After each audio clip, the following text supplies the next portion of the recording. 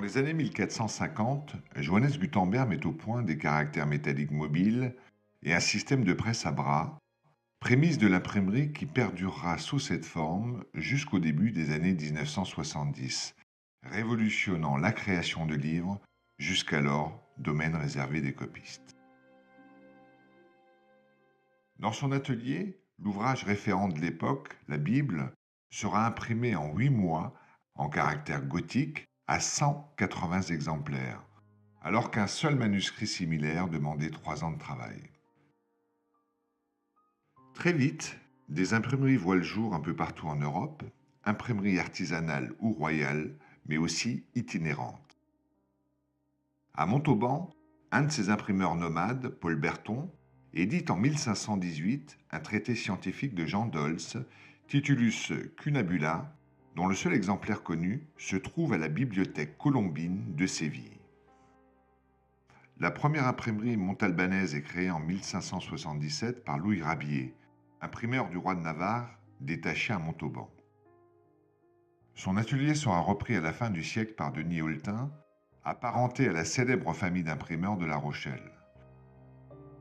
Suivront Pierre Coderc, qui mit sous presse le récit, par Hector Joly, du siège de Montauban en 1621, puis Arnaud Bonnet, premier imprimeur catholique, Pierre Berthier, Jean Rouillet et tant d'autres, tous évoqués dans le livre d'Aimerand Forestier, publié en 1898. Aujourd'hui encore, l'imprimerie Forestier, dont l'origine remonte à 1576, assure sa pérennité aux 23 rues de la République, anciennement rue du Vieux-Palais. Mais les remarquables travaux de ces imprimeurs ne seraient rien sans les libraires et bouquinistes qui perpétuent les éditions, souvent anciennes et difficiles à trouver. À Montauban, à l'angle de la place nationale et de la rue des Lys, on déambule sous les arcades au milieu d'une profusion de livres, anciens ou récents, dans un espace chaleureusement animé par Maurice Beau, le bouquiniste Bolégaire, comme il se décrit.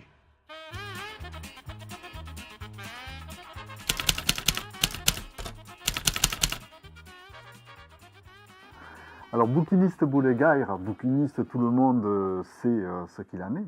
Et Bolégaire, tout simplement, des amis avaient observé que je n'arrêtais pas de remuer, d'agiter, que ce soit des volumes, des tomes de livres, des tonnes de livres même, ou même une certaine activité culturelle. Donc je suis le Bolégaire, c'est en quelque sorte c'est l'agitateur. Voilà, donc l'agitateur culturel. Donc le métier de bouquiniste, moi j'y suis venu dans une deuxième partie de vie, et c'était en fait un rêve d'enfant. Et à partir d'un certain âge, il faut se donner le temps de réaliser ses rêves d'enfant.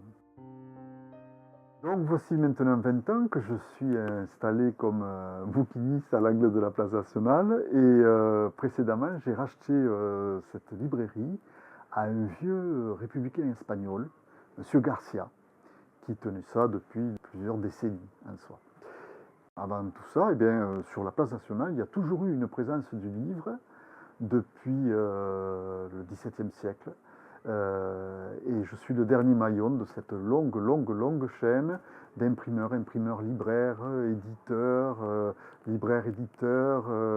Il y a eu des cabinets de lecture, des libraires d'anciennes, des libraires classiques, dont je suis ici le dernier représentant.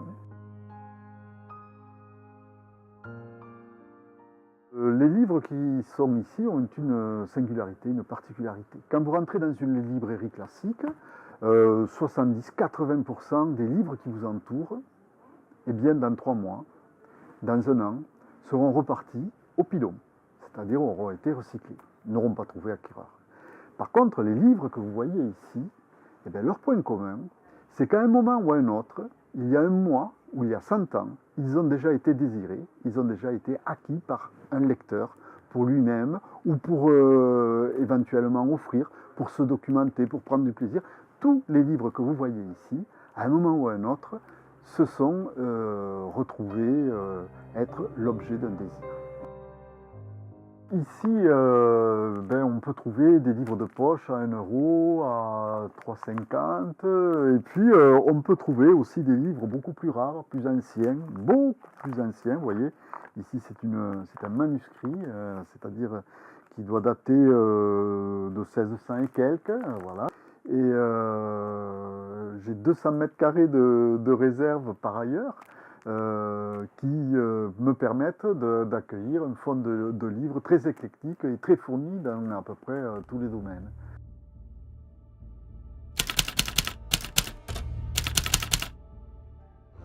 Pourquoi la blouse bleue? Eh bien, ça pourrait être aussi un souvenir, une fidélité à une jeunesse pensionnaire au lycée Michelet de Montauban, mais c'est surtout parce que ce métier est un métier de manutention, est un métier manuel, avant d'être un métier intellectuel.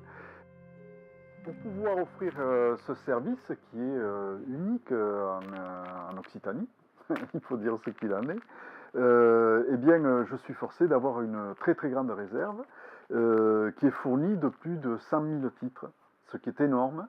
Et ces titres-là, à un moment ou à un autre, sur ces 20 dernières années, j'ai dû les traiter, les référencer, etc.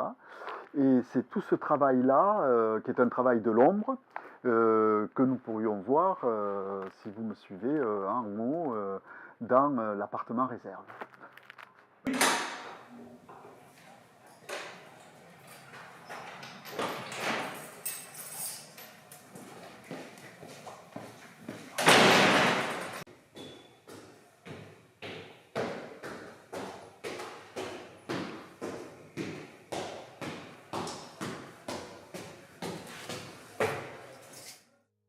Ici, vous êtes dans le sein des scènes de la librairie, à savoir c'est la réserve où je mets ces livres qui sont pour autant intéressants, précieux. C'est le lieu où quotidiennement je fais mes recherches autour de ces livres pour en connaître l'histoire, la provenance.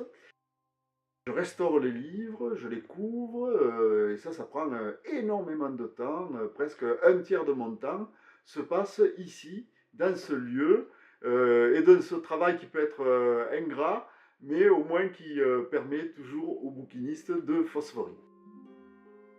Le cœur de ce métier de bouquiniste boulégaire, de bouquiniste, eh bien, c'est le livre. Donc j'ai une pensée pour Monsieur Gutenberg, qui, en son temps, lui aussi, a bien inquiété les gens de son époque avec sa nouvelle invention.